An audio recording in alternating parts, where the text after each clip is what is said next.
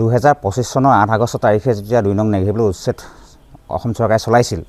তেতিয়া তেওঁলোক ক'ত আছিল তেওঁলোকেতো তেতিয়া দাবী উত্থাপন কৰিছিল এতিয়া হঠাতে আহি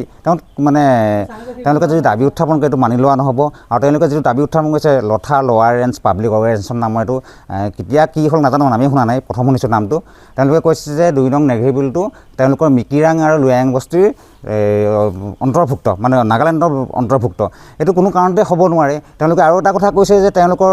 যি 2 নং নেঘেৰিবিলত উচ্ছেদ অভিযান চলিছিল তাতে কিছুমান নগা লোকৰ মানে কাগজ পত্ৰ আছে বুলি তেওঁলোকে দাবী উত্থাপন কৰিছে কিন্তু এই কথাটো হ'ল আজি যদি নগা লোক এজনে গৈ আমাৰ গুৱাহাটীত কোনো মাতি কিনে তাতো গৈ তেওঁলোকে নাগালেণ্ড বুলি ক'ব নেকি সেইখন নাগালেণ্ডৰ অন্তৰ্ভুক্ত বুলি ক'ব নেকি আজি 1923 চনৰ পাছত তেওঁলোকৰ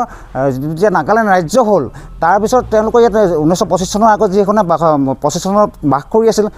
কাগজ পত্ৰ থাকিব পাৰে কোনো আচৰিত কথা নহয় কিন্তু এতিয়া কথা হ'ল 2 নং নেঘেৰিবিলত উচ্ছেদ অভিযান বন্ধ কৰিবলৈ যি 59 ঘৰ মানুহ আছিল এই উচ্ছেদ অভিযান বন্ধ কৰিবলৈ গোলাঘাট জিলা প্ৰশাসনে অসম চৰকাৰক দাবী উত্থাপন কৰিব কোন তেওঁলোকে আমি সক্ৰিয় প্ৰদান কৰিছোঁ অসম জাতীয় যুৱ ছাত্ৰ পৰিষদৰ ফালৰ পৰা তেওঁলোকে ভৱিষ্যতে এই গছত গৰু উঠা কথাবিলাক তেওঁলোকে যে ভৱিষ্যতে নকয় আৰু এই কোনো কাৰণতে 2 নং নেঘেৰিবিল নাগালেণ্ডৰ অন্তৰ্ভুক্ত নাছিলে নাই আৰু ভৱিষ্যতেও নাথাকে সেই কথাটো আমি স্পষ্ট কৰি দিছোঁ যিকোনো খবৰৰ বাবে যোগাযোগ কৰক 9181 307 221 আমাৰ এই নম্বৰত।